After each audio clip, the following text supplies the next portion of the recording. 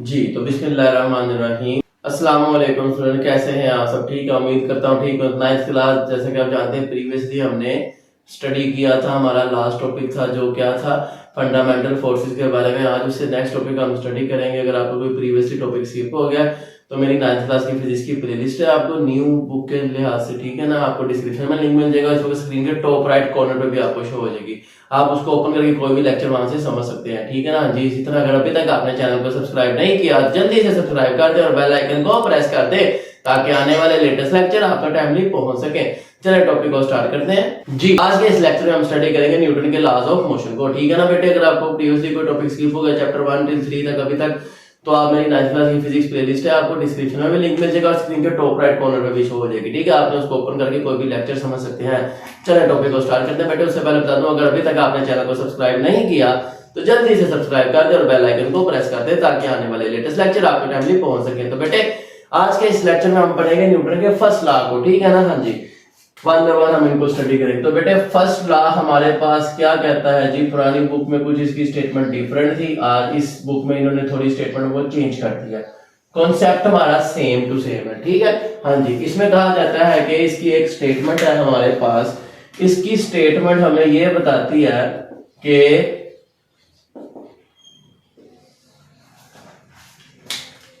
if the net force acting on a body is zero, किसी body पे जो net force act कर रही है वो जीरो है, ठीक है। अब नेट फोर्स क्या होती है ये भी आपको साथ बता देते हैं। What is this net force, ये क्या है?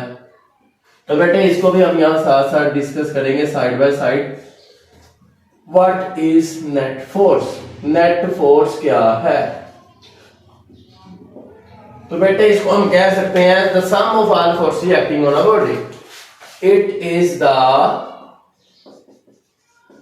sum of all the forces acting on a body, किसी भी बॉडी पे, किसी भी जिस्म पे जितने भी फोर्सेस लग रही हैं वो सबका सम क्या है?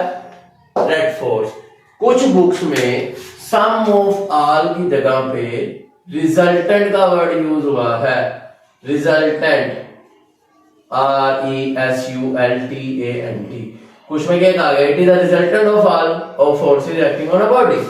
रिजल्टेंट भी सम ऑफ ऑल ही होता है, ठीक हो गया। हाँ जी, तो बेटे आगे बात करते हैं हमारी स्टेटमेंट की तरफ। If the net force acting on a body is zero, अगर बॉडी पे कोई नेट फोर्स एक्ट कर रही है वो जीरो है, ठीक है, देन फिर क्या होगा? It will continue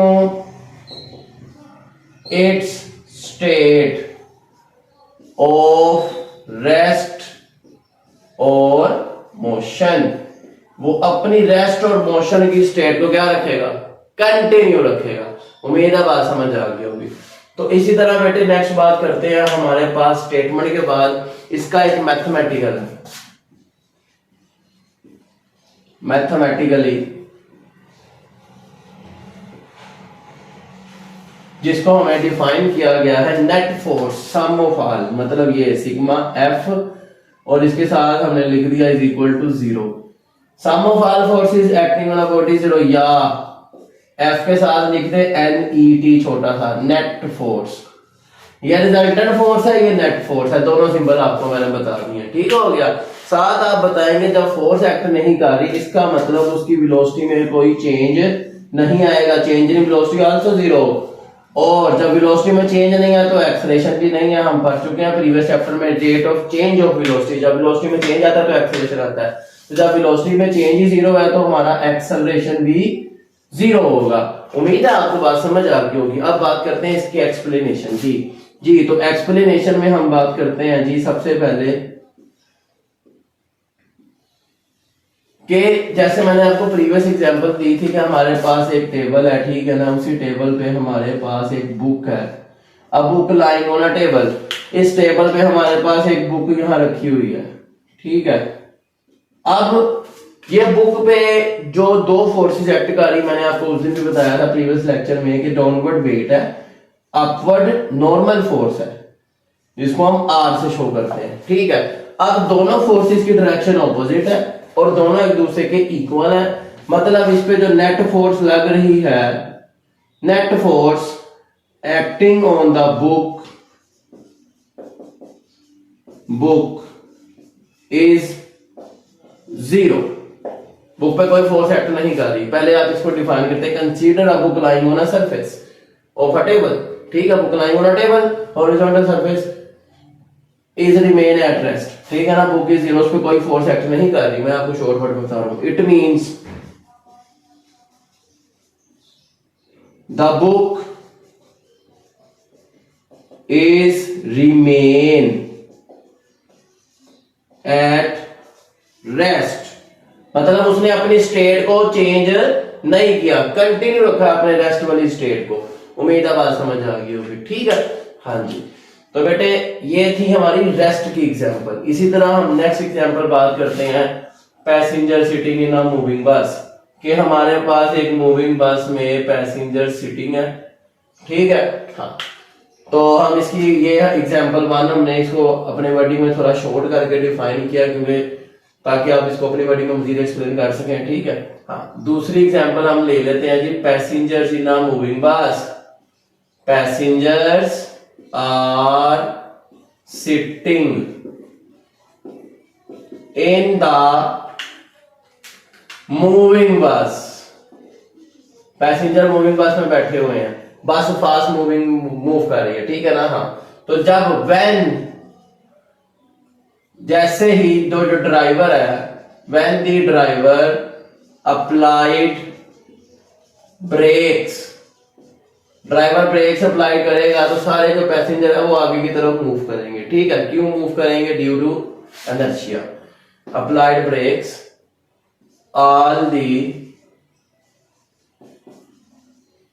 passengers will move forward. क्यों? क्योंकि पहले बस मूव कर रही थी आगे और पैसेंजर भी आगे मूव कर रहे थे, उनकी बॉडी के अंदर जो इनर्शिया था वो उनको अलाउ कर रहा था कि आप मूव करते रहे। लेकिन जब उसने ब्रेक लगाई, बस तो रुकी, लेकिन वो जो ऑब्जेक्ट थे, उनकी बॉडी का जो पैसेंजर थे, उनका जो इनर्शिया था, उसने उनको रुकने नहीं दिया। उसने उनको कहा कि आप मूव करें। ठीक है, हाँ। तो यहाँ पर आपको मैं इनर्शिया की डेफिनेशन बताता चलो कि इनर्शिया क्या है। तो बेटे इनर्शिया इज द, इनर्शिया जो है हमारा प्रॉपर्टी है किसी चीज की। ठीक है ना, प्रॉपर्टी ऑफ मैटर, किसी भी मैटर की प्रॉपर्टी है, ड्यू टू विच, जिसकी वजह से it resist any change in its state of rest और मोशन। क्या मतलब इस बात का? अब देखें ना, यहां पर हमारे पास बुक रेस्ट में थी तो वो रेस्ट में रहेगी, उसका इनर्शिया उसको अलाउ नहीं कर रहा। आप देखें हमारे पास एक फुटबॉल है, हम फुटबॉल को किक करेंगे। ठीक है, जैसे ही किक करेंगे वो मूव कर रहा है, लेकिन कुछ टाइम बाद वो वापस रेस्ट में आ जाएगा ड्यू टू इट्स इनर्शिया।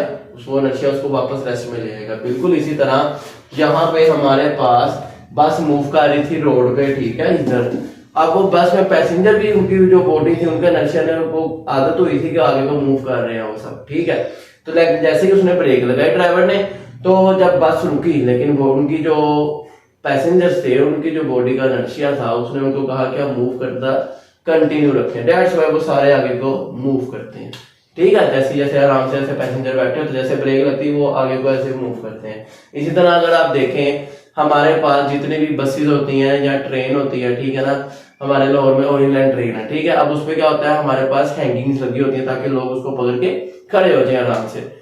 और नहीं तो अगर वो स्टेशन आता है तो ब्रेक लगती है, ट्रेन स्पीड में होती है, वो रुकती है, तो अगर नहीं ग्रिप करेंगे आप हैंडल से तो गिर जाएंगे आगे की तरफ। ठीक है, हाँ। तो बेटे ये क्या है, ड्यू टू इनर्शिया। इनर्शिया उसकी वो बॉडी की जो प्रॉपर्टी है, वो रेस्ट हो या मोशन, उसको वो कंटिन्यू रखता है, उसमें चेंज को वो रोकता है। बात समझ आ गई होगी उम्मीद है आपको। तो बेटे जब वो मूव फॉरवर्ड करेंगे, it is due to inertia. ऐसा क्यों हुआ? ड्यू टू इनर्शिया, क्योंकि अब इनर्शिया क्या है? ठीक है, इसलिए हम कहते हैं it is also called, that is why, that is the reason, यही वजह है कि हम इस लॉ को क्या कहते हैं, this law is called, that is the reason this law also called law of inertia. ठीक हो गया बेटे, तो लॉ ऑफ इनर्शिया भी इसे कहते हैं, ये आपने याद रखना है। ठीक हो गया, साथ इसकी एक और रीजन लिख लेते हैं, बिकॉज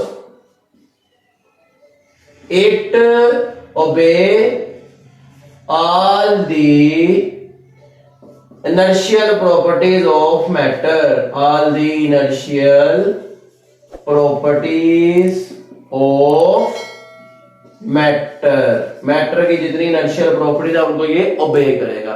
तो ये था हमारा न्यूटन का फर्स्ट लॉ ऑफ मोशन। उम्मीद है आपको बात समझ आ गई होगी। ठीक है बेटे, हाँ जी, चले नेक्स्ट लेक्चर में हम पढ़ेंगे Newton second law of motion. See you then, अपना ख्याल रखिएगा, अल्लाह हाफिज।